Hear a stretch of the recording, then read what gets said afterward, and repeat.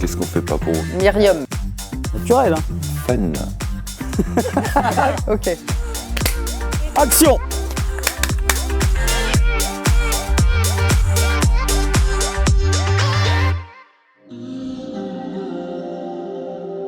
Encore une fois, cette passion du métier.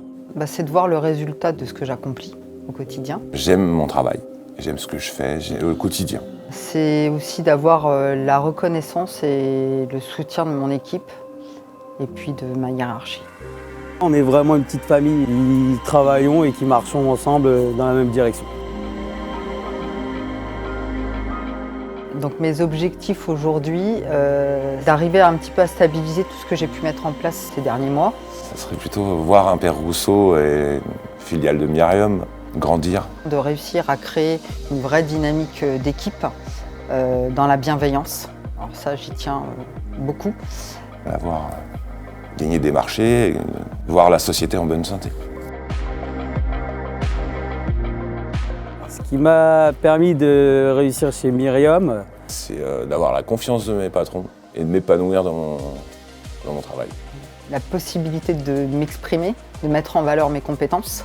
Myriam m'a apporté de la formation à travers l'atelier. on a une clientèle en plus qui est géniale. On nous confie des super chantiers.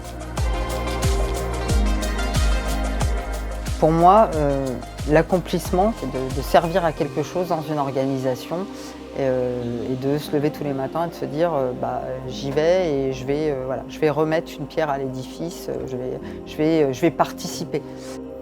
L'accomplissement pour moi, c'est d'être épanoui le plus possible dans le métier qu'on fait, dans la réalisation. Aujourd'hui, en tout cas, je suis accompli à 100%. Je suis fière de ce que je fais, de mon parcours atypique, de ce que j'ai pu apporter et faire évoluer dans la mentalité, dans le fonctionnement de l'organisation. Mais j'ai encore des choses à faire. L'accomplissement, c'est d'avoir réussi à avoir un poste que je souhaitais, surtout réussir. Et aujourd'hui, je pense que ça va, j'ai réussi. Là où je suis le plus fier, vraiment, c'est justement de là où je suis parti, en fait. De quoi je suis le plus fier? D'être devant vous.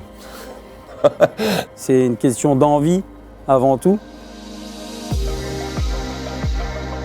Comment je me vois dans 10 ans? La réponse, ça va être simple. C'est difficile à dire, 10 ans, c'est loin. Dans le futur, j'aimerais bien reprendre une filiale peut-être du groupe. Dans 10 ans, je sais qu'aujourd'hui, il ne faut pas sauter les paliers. Je me vois diriger une entité du groupe. Je serais un grand chargé d'affaires. Donc plus junior, mais senior. Et être reconnu sur ce poste-là. Un conseil dans l'objectif d'évoluer au sein du groupe, De bien réfléchir, mais de ne pas hésiter. savoir mettre en valeur et mettre en avant son savoir-faire, mais pas uniquement, son savoir-être aussi. Par son travail, on se fait remarquer. Là, on n'est pas des numéros. Forcément, un jour, ça se voit et l'évolution, elle vient. De ne pas hésiter à se reposer sur les personnes qui sont là et qui sont passées par là. On a tous vécu ce moment de doute où on se dit est-ce que je dois y aller? La boîte est vouée à grandir. Donc des postes à responsabilité, il y en aura forcément plus. Aujourd'hui, au sein de mon équipe, j'ai 3 profils qui évoluent de poste. Donc, comme quoi c'est possible. Qu'est-ce que je dirais à quelqu'un qui hésite à rejoindre le groupe? Viens, n'hésite pas. Rentre dans la famille. Qu'il fasse comme moi, qu'il n'hésite plus. Faut se lancer, faut venir. C'est une bonne société.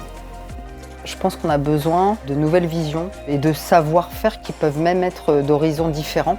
Je pense que c'est très enrichissant. On a beaucoup de choses à faire. On peut évoluer, j'en suis la preuve. Et puis, vous voyez vos CV.